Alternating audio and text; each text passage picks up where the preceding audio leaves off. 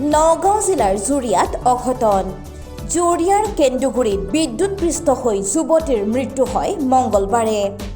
উল্লেখ্য যে পুৱা প্ৰাতঃভ্ৰমণ কৰাৰ সময়তে ৰাজপথত পৰি থকা চিগা বিদ্যুৎ পৰিবাহী তাঁৰত লাগি অকাল মৃত্যুক সাৱটি লয় জৈনব বিবি নামৰ যুৱতীগৰাকীয়ে।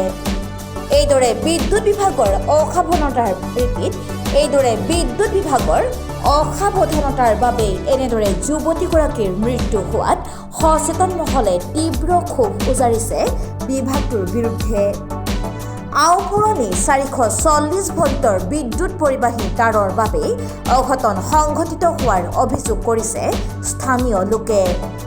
যুৱতীগৰাকীৰ মৃত্যুৰ পিছত বিদ্যুৎ বিভাগৰ চৰম গাফিলতিৰ অভিযোগ তুলি স্থানীয় লোকে পথ অৱৰোধ কৰি ন্যায় প্ৰদানৰ বাবে দাবী কৰাৰ লগতে জুৰিয়া বিদ্যুৎ বিভাগৰ বিৰুদ্ধে তীব্ৰ প্ৰতিবাদ সাব্যস্ত কৰে।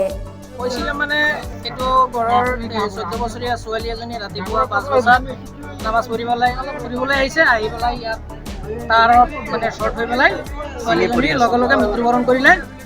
তাঁৰটো ছিঙিছে আপোনাৰ ৰাতি কেইটাত ছিঙিছে এইটো আমি ক'ব নোৱাৰোঁ, কিন্তু এই তিনিআলিত 2-3 দিন মানে মাহেকত এদিন তাঁৰ ছিঙিয়েই থাকে। এইটো 30 বছৰীয়া পুৰণা তাঁৰ।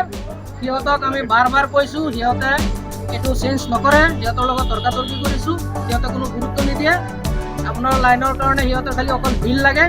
বিল তিনিআলি বজাৰত ইমান মানুহৰ ভিৰ হয়, ৰাতিপুৱা ভিৰ হয়, আবেলিতো ভিৰ বেছি হয়, কিন্তু ভিৰ হ'লেও এই তাঁৰ যে ছিঙি থাকে সিহঁতে এটা মানে জইন দিয়ে, কিন্তু তলত এদিনো এটা নেটৰ ব্যৱস্থা কৰা নাই।